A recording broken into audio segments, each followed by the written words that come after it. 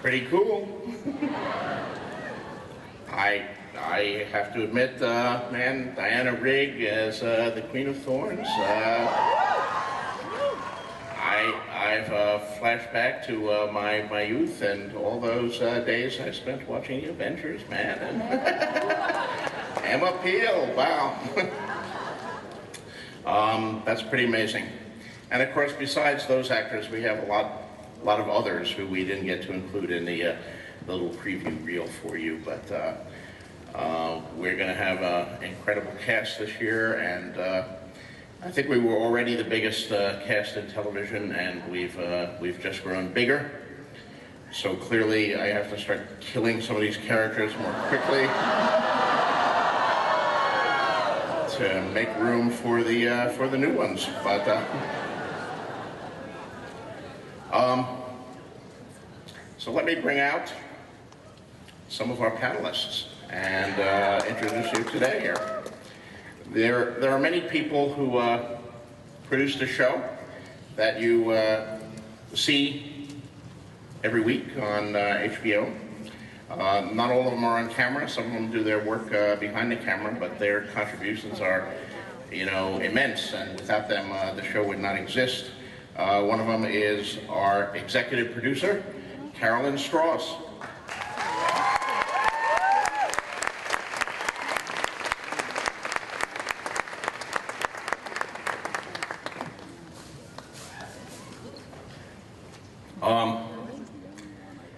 Next, of course, we have the heir to Winterfell, Robb Stark, Richard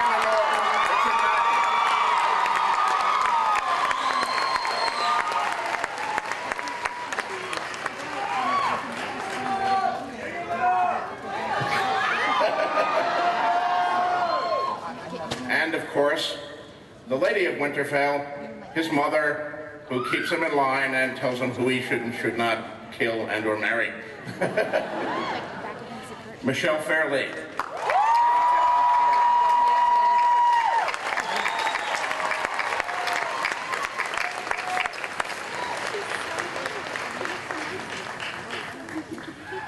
And yet, those of you who have watched the show know that the Starks have actually lost Winterfell, so the current Prince of Winterfell, proper heir to the Iron Islands, former ward of Eddard Stark, and currently not in good graces with the House of the Direwolf, the heir to Pike, Theon Greyjoy, Alfie Allen.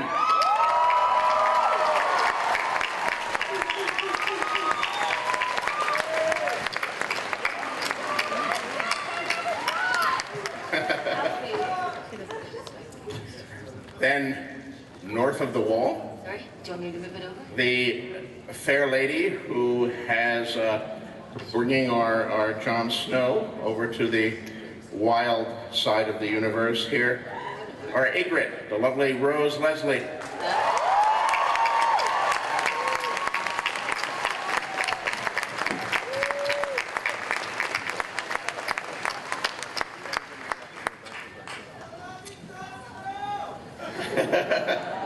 And last but certainly not least, the only member of last year's Game of Thrones panel courageous enough to return once again to face you in San Diego, the Khaleesi of the Dothraki,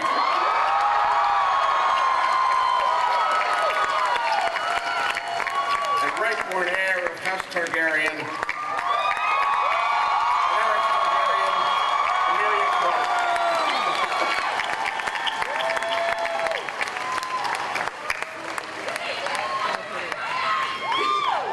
Our panel.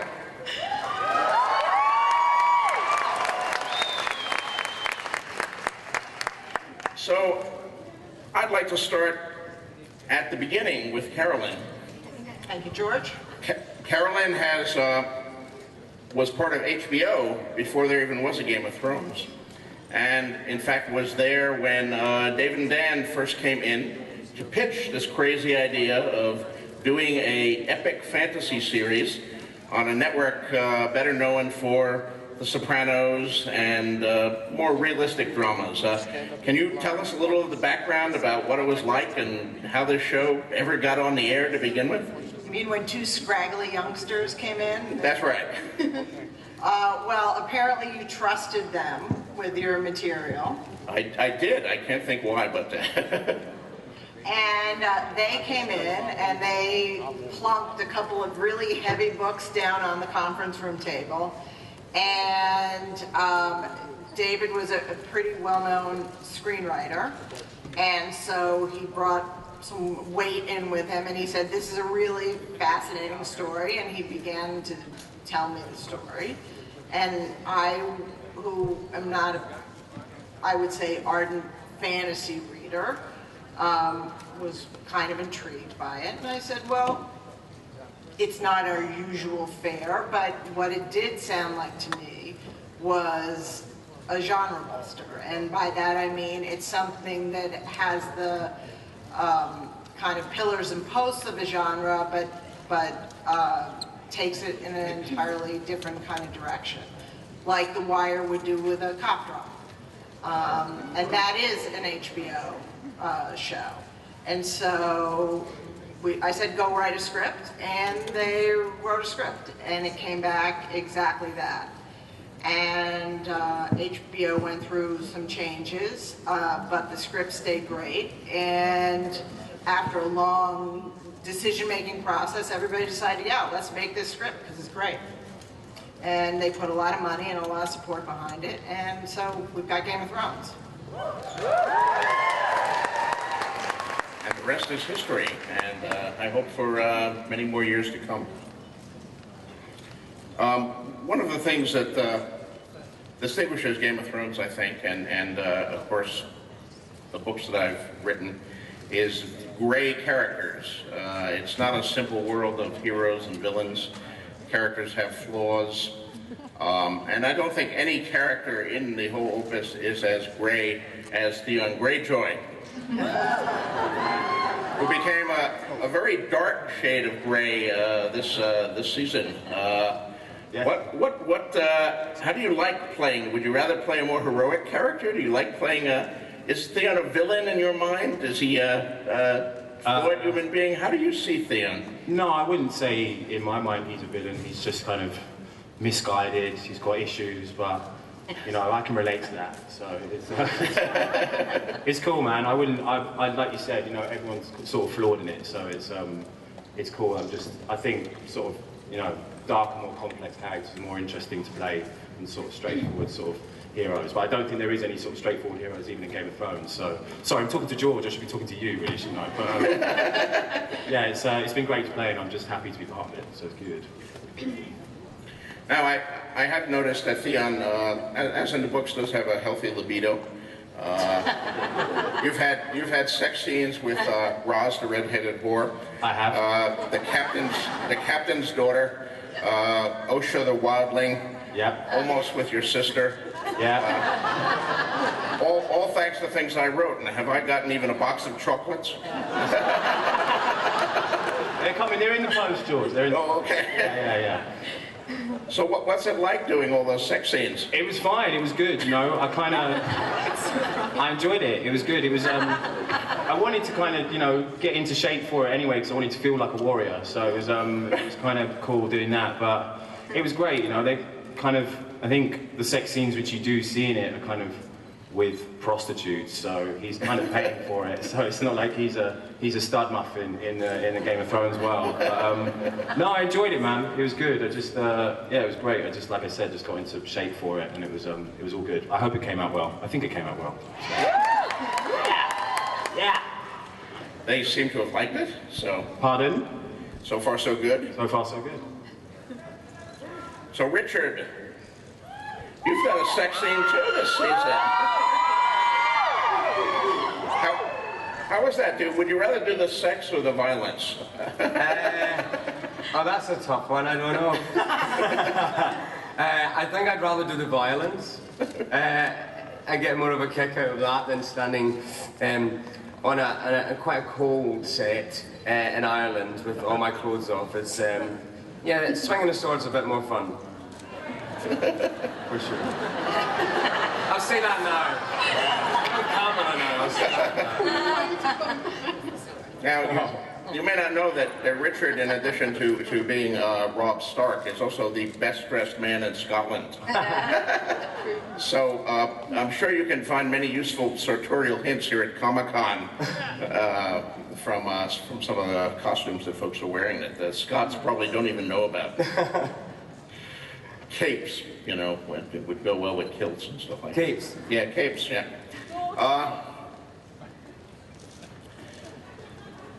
Michelle, your arc this season has gotten darker and darker. You're dealing with a lot of very serious stuff going on here. Murders taking place in front of you. The loss of your home and estrangement from your children. Catelyn is doing some very radical things. I'd be interested in knowing, as an actress, how you approach difficult material like that, and the kind of toll that it affects. Does doing such dark stuff impact on you as an actress? No, you get your script. The way I approach it, I don't actually know how I work, if you analyze it in that respect, but your script is your Bible. So you just work and work and work and read and read and read and read. And then you introduce other actors and directors and the set and the costume. And for me personally, I love the big emotional stuff. So it's not a chore. I love to get myself really involved in it. And that makes it all the more enjoyable to play, so that you forget that you're actually on a set and that you're an actor. You just totally have to believe that you are that person and just get stuck into it.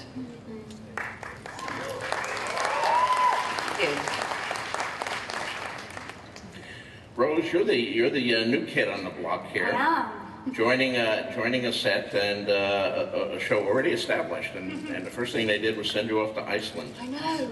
Yeah, but it was amazing though. It was the most beautiful, beautiful country. So, yeah. But colder than Scotland, you were telling me before. A lot colder than Scotland. And actually, I didn't think anything would be colder than Scotland, but no, Iceland takes a biscuit. Yeah. Rose is actually the only member of our cast to actually been born and raised in a castle. Yes. Yes. So tell us about your castle. But it's definitely not Winterfell. Definitely not that. But no, that is home for me. Yes, up in Aberdeenshire, and yeah, that is where I was brought up. And it was cold, and it's kind of drafty and cranky, but no, it's home. So. Is there a dungeon? There is. There is. We used to lock, me and my siblings used to scare each other by locking ourselves in the dungeon. It's horrible. Hide and seek would last for days. Stuck in the dungeon. It's not great. But as I understand it, you don't inherit the castle because you have elder siblings. Oh, no, that goes to my big brother. Yeah, he gets that burden. But, if something should happen to those siblings... If you take care of that for me, that'd be fantastic. Maybe we should shoot some scenes at your castle, a big location.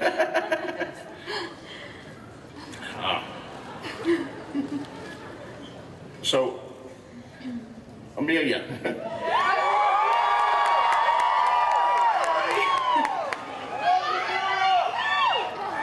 You were here last year. You're the only one who was bold enough to come back. We scared off the rest of them. I know.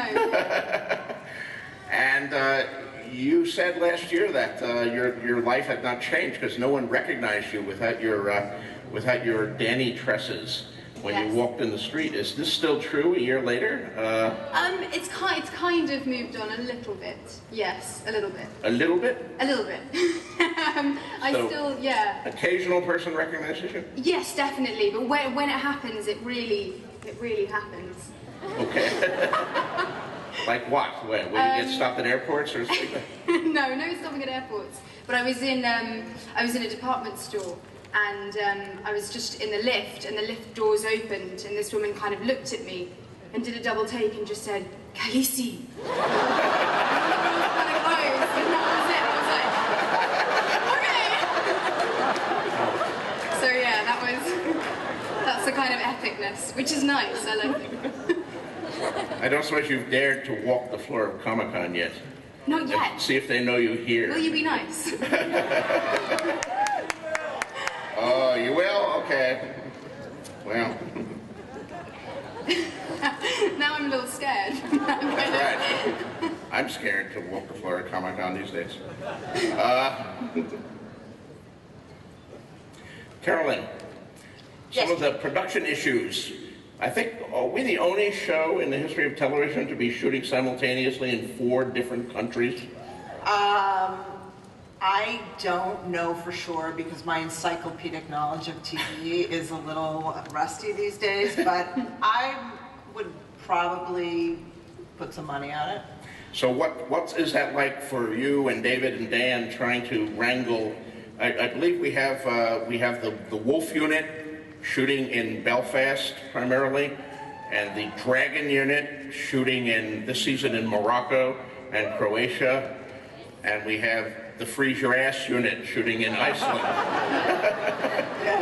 How do you guys wrangle all of this going on at the same time? You know, I think I'm a little lucky because I just kind of pop in and out. The person I feel really, really sorry for is the guy who has all the little colored rectangles who's trying to schedule the whole thing, which is really an incredible feat. Yeah, Chris Newman, who does an unbelievable job of kind of math and I don't know, geometry. I can't really figure it out. But it is a real Herculean task to get all these guys where they need to be, along with the grips and the, electricians and everybody. I mean, it's a phenomenally difficult show to do, but everybody seems to pull it off. We have an amazing, amazing crew and these guys, and yeah, it's pretty hard. Okay. Really hard. Well, it's an amazing job, I think. Yeah. So, Alfie. Yes. I understand you died this season. What? I understand you died. You hear I'm dying? Oh, I don't know, George. I'm laughing. But yeah, we'll see what happens. Last season, second season, you died. I don't know, George. I just don't know. I'm kind of, it's all a mystery to me, so I'm just hoping. Didn't they give you a script? Well, no, not yet. So for all I know, I might not be in it. Last season. Well, what, last season? They gave me scripts for last season, yeah, obviously. But Where you died. I died last season. Yes. Yeah, I'm dying. Yes, I'm dead last season. So it's all good. What is dead may never die, yes. I just say that, that'll cheer you guys up. Yeah, it's all good. Goddamn Greyjoy. He's refusing to tell the story of how Bran killed you. Oh yeah, David and Dan wrote a fake script for me, which is quite funny. They gave me a script and I got killed by Bran in it. And I thought it was amazing. Like, I thought, what a great way to go. And I didn't say anything to them. I think they were kind of expecting me to sort of like kick off about it. Yeah, I just cried. Yeah, exactly. Well, I kind of went on holiday, and then about 3 weeks later, I got a call. I was sitting on a beach, chilling out, and yeah, they called me up, and they're like, so, like, how do you like a new ending? And I was like, oh, it's cool, guys. It's like, it's your show. It's fine. They're like, okay, cool. Like, we got another thing for you. How do you feel being a zombie? Yeah, all right, that'll be fine. They're like, no, hold on. How do you feel being a naked zombie with absolutely no dialogue whatsoever? And I was like, okay, guys, I think you're having me on. But it was funny. It was cool. Like, they're just pranksters, David and Dan. They're my mates. Do you know what I mean? So. All right. Speaking of Bran, before I forget here, I understand. I can't really see from here, but I hear that Hodor is somewhere in our audience. Christian, are you here? You see? Can you stand up if you are here?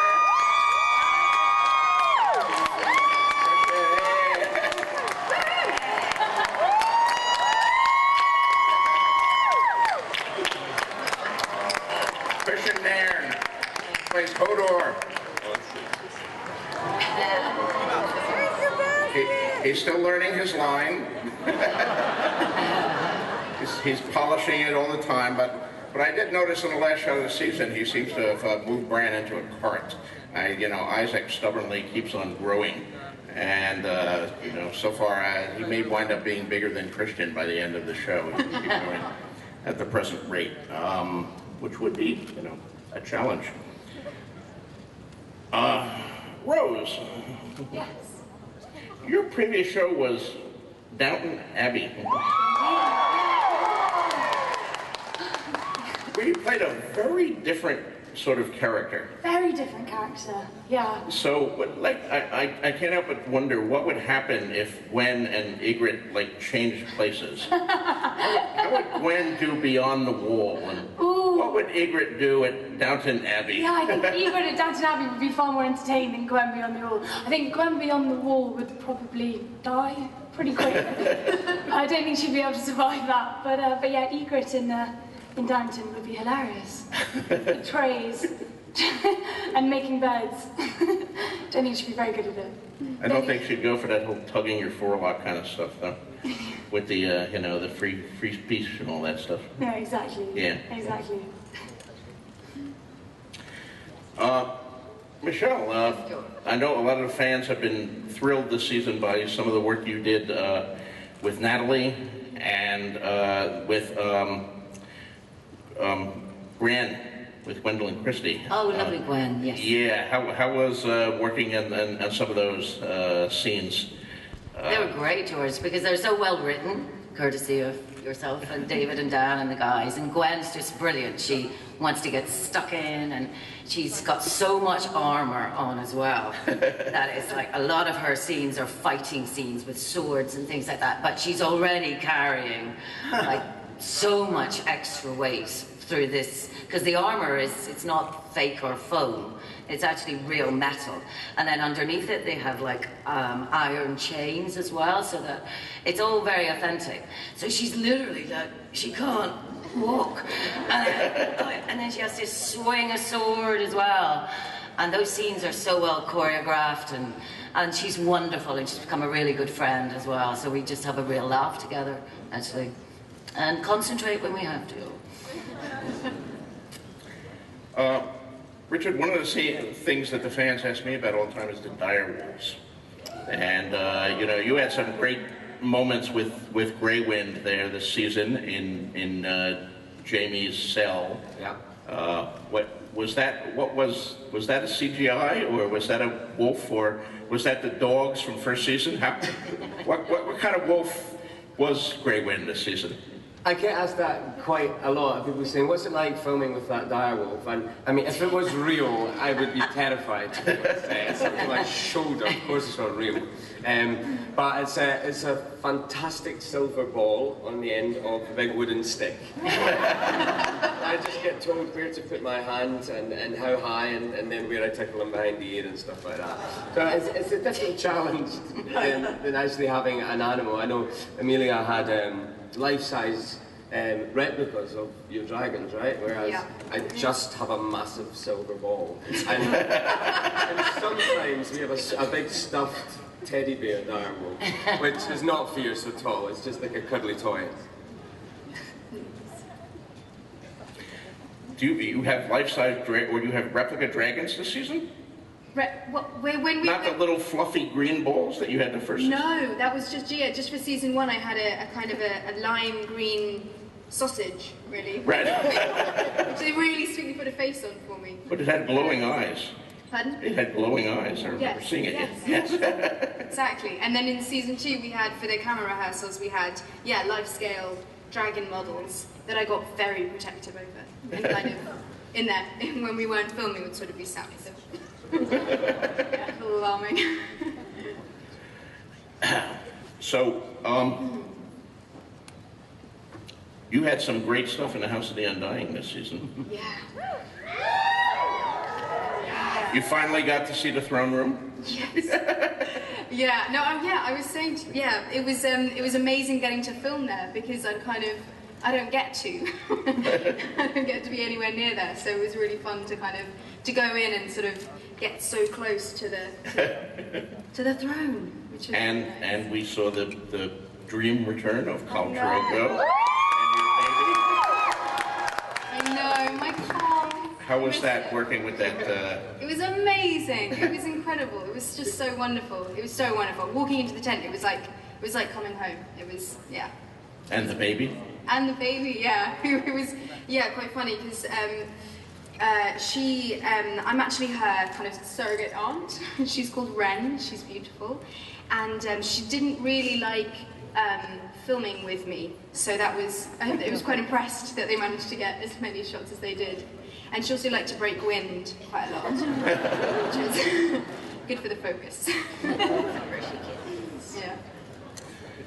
But we finally got the scene, so Exactly. that's the important thing, yes. Yeah. So yeah. Did you like Karth?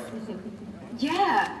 Yeah. Dubrovnik, it was all shot in Dubrovnik. Dubrovnik was right? amazing, so beautiful. Croatia is just incredible, absolutely incredible.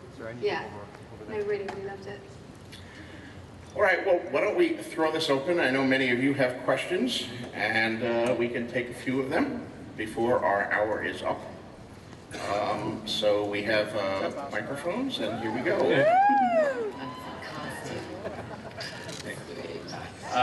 Mr. Martin, just let me thank you for creating such an amazing and intricate world and bringing it to us. You're welcome. But my question is actually for the panel. What was the most enjoyable scene to film this season? Most enjoyable scene you filmed this season? Ooh. Shall I start? Anyone have any fun at all? Alfie, pick us off. I liked my last scene. I really enjoyed doing that. It was the sort of speech. And it was funny, it was good. Sort of getting knocked out, it was great. But yeah, that was definitely my most enjoyable scene. I just sort of loved the whole vibe of it. And when David and Dan gave it to me, I was just so excited. So you like getting hit in the head very hard, better than all the naked sex scenes with the hot women? Well, it's more the acting, George, you know. Like that. As a professional. Yeah. But yeah, no, I mean, if you want me to say that, yeah, I love having sex on TV. It's brilliant. Anyone else? I loved working with Richard, because last year I had a lot of scenes with Richard, and we seemed to live in a tent. So I think my favourite one was the last one that we did with Alan Taylor, where I had to reminisce with you, and then you basically told me no. Yeah. So I love that one. Yeah. Yeah, it's hard to be specific about it, but all of the scenes I get with Michelle, I adore. They're my favourite scenes. I love working with her, and the writing is amazing for us. We have such a complexity, just like the characters in the books, and David and Dan have brought that out, and we have a great time in our tents. We're always in a tent. But every one of them is my pleasure. Now that's...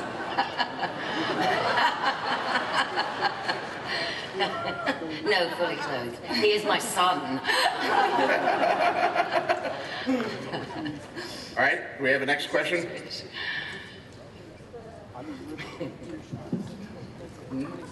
Hi. Hi. How do you enjoy wearing the amazing costumes on the show, and how does it help you get into character? I love wearing my costume. It affects everything. With Robb, it's one of the best things at the start of the day. When I'm in all my armour and my leather and fur, it changes the way I walk. So that leads into helping me play the character. It changes the way I breathe, so that changes how my voice is when I'm acting. So it's one of my favourite things. I mean, when I first got it, it was awesome. And then, kind of day 39 of filming, and it's 4 AM, and it's freezing, and you're putting on the costume that still stinks from yesterday's horse riding. You're like, this costume's a drag. But then as soon as it's on and you're walking about, and you've got your sword, it's a dream. It's one of the best things that I get to do first thing, is get into character with a costume. I mean, Michelle Clapton, who is the costume designer, is just a genius. And she works with an amazing team of people. her mind and the research she puts into every costume, every character, every tribe. The details. It's incredible, and it's a joy. And because it's on television, you can't focus in on it so clearly, but the detail, the embroidery, everything is just down to the, it's tiny perfect. fastenings. Perfect. And it's just a delight and a privilege to wear some of her designs. It's wonderful. I know one couple of costume-related questions that the fans have occasionally asked me, Rose, is one question is, beyond the wall, why doesn't anyone wear their hat? Don't your ears get cold up there? I know, I was so lucky though with my hood, because I had a hood with my costume, and I would keep it up and put it just up whenever I could, just because the wind was pretty ferocious up there, kind of like on top of the mountains and stuff. But no, I was very, very happy to have that hood. But nobody wore a hat, apart from Simon, who played Corin Halfhand. He knew what he was doing. Yeah, he kept his hat on, he never took it off. I'm fairly jealous of him. And of course, my 13-year-old colleague, the producer in charge of boobies, must have fallen down on the job in Carth, because someone has changed the design of the Carthian gown that is described in the book. How did that happen? No, well, I mean, I for one just enjoyed wearing the costume for season 2. That was we did change it slightly so that we were a bit more warm. Oh, I see. It was a warmth issue. Okay. Yes. Oh, all right. Yeah. Speaking of costumes, here. Yes. Hello. I was wondering if you had your own sigil, what would it be? It's for the whole panel. And Rose, if you could tell me that I know nothing. You know nothing. Nothing.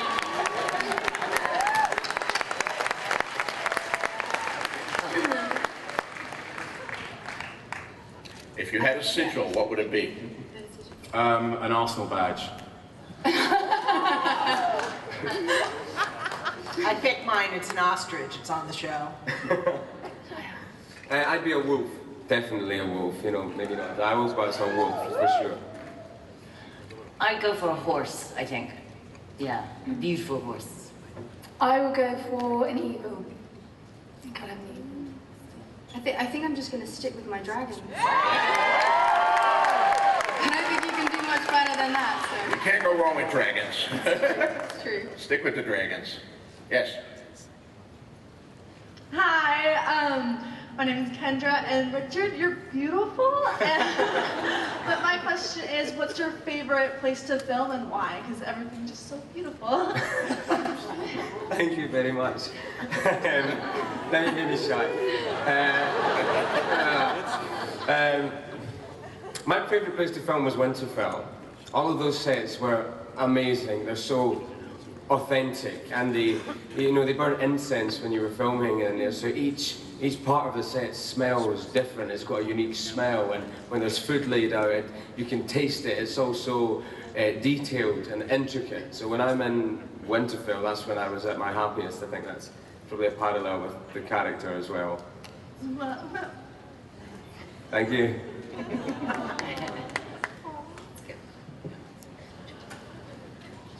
Hello. Hello. Great show. Heartfelt thanks.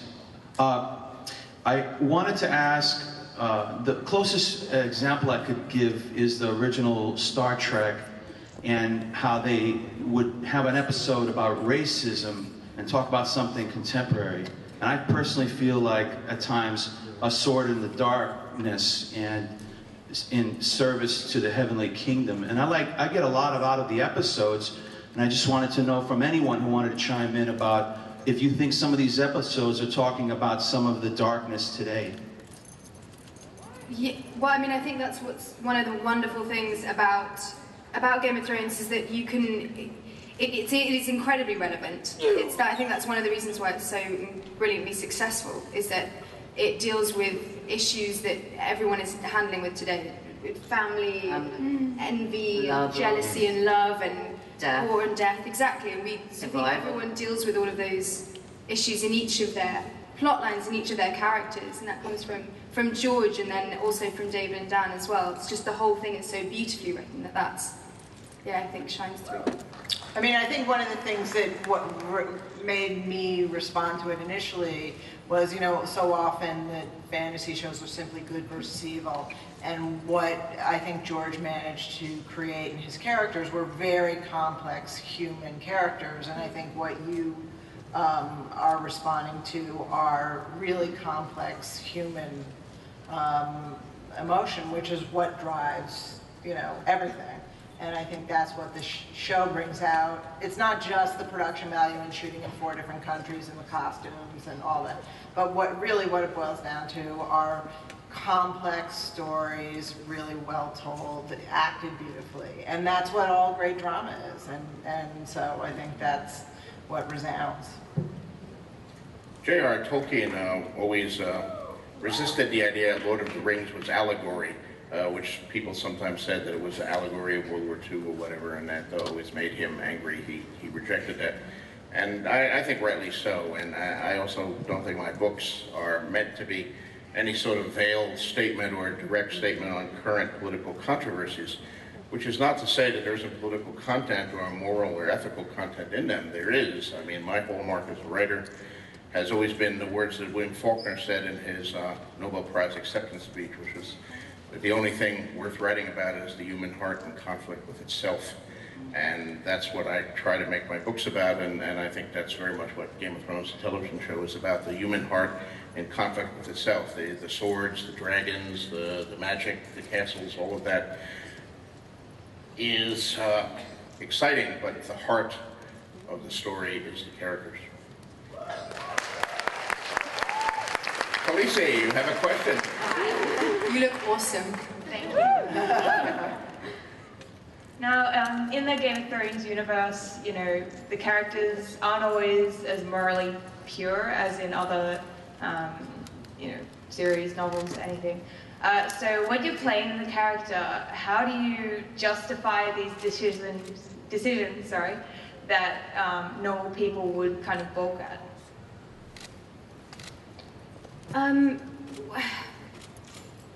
I don't know, I'm speaking on behalf of Dany. I kind of feel like every choice that she makes is morally justified. And I think that, yeah, I mean, I understand that, but it's also because all of the characters are so well-rounded and so complex, it's never a matter of right or wrong, or it's never a matter of kind of one thing versus the other. I think that it's incredibly circumstantial, and I think that's kind of the beauty of it. That's why each character is so rich. So, yeah, I hope that's answered your question. I think, you know, the fact that some of these issues do provoke debates among the fans, some of the decisions of the characters, pleases me, because I think, you know, fiction and entertainment should be morally complex. I mean, you know, we all enjoy a science fiction movie where horrible squids come down from space and they're going to eat us all, and Earthmen band together and kill the horrible squids. But there are a few deep moral questions there. It's, to my mind, it's much more interesting if you debate, you know, did Dany do right or wrong when she imprisons Arazon Doxos and Dorea in the vault at the end? You know, is Jon Snow doing the right thing or the wrong thing when he kills Qhorin Halfhand? You know, what's happening with, you know, when Robb marries and when Catelyn frees Jaime, all of these issues, and of course Theon is just a whole bundle of wonderful choices. And winners like history, George. You know what I mean? So, you know, these things can all be argued, and that's to my mind much more fun than fighting squids from space. Yes. Yeah, I came here all the way from Iceland, and Rose. Your country is beautiful. Absolutely beautiful. Yeah, the North send their regards. I came here actually to ask George a question. I've noticed over the years that you have a turtle sigil on your hat. Yes. And I was wondering if that was related to your first work, where you talk about yourself as a turtle, living your own life. Well, in a way it is. Yes, turtles have always been my sigil, I suppose. When I was a kid growing up in Bayonne, New Jersey, I lived in a federal housing project. And we were not, because it was a housing project, we were not allowed to have traditional pets. I was not allowed to have a dog. We were not allowed to have cats in the apartments. So the only pets I could have were turtles. So I had an entire toy castle filled with dime store turtles. And I gave them all names. And since they wwere living in a toy castle, I decided they were all knights and kings, and I made up stories about how they killed each other and betrayed each other and fought for the kingdom. So Game of Thrones actually began with turtles, but I've decided to recast it with actual human beings. It wouldn't be the same if all these guys were wearing turtle costumes. We could give it a go, I mean, if you... But that's the origin of the turtle thing, yes.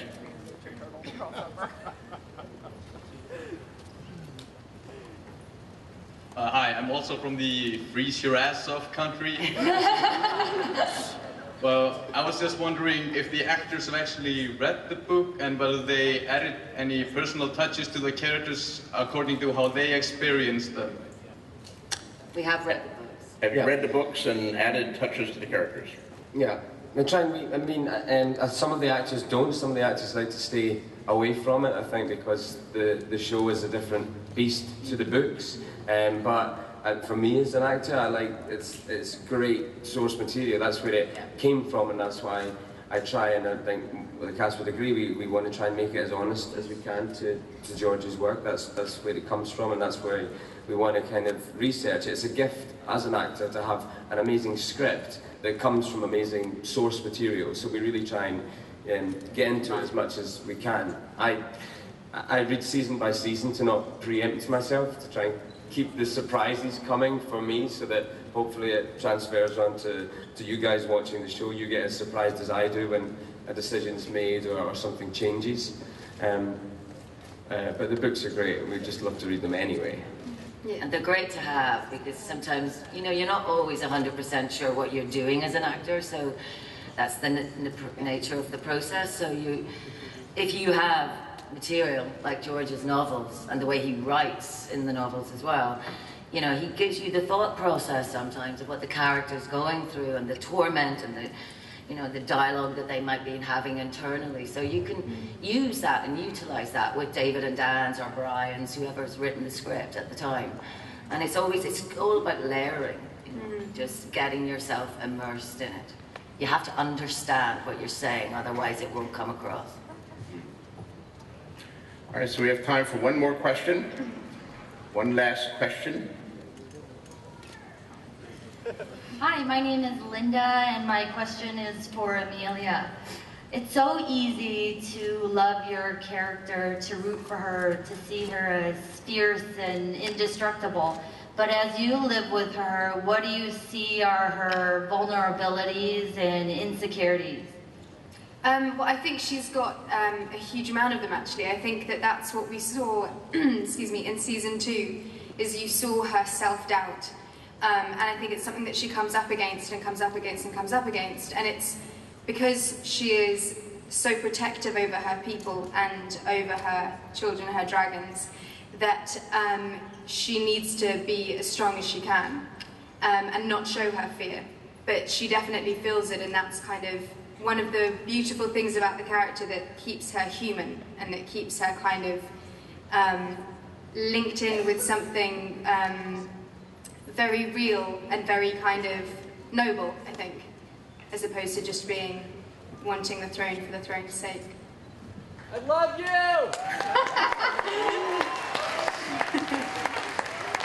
And before we close here, I'm told that we have one last little very brief treat for you.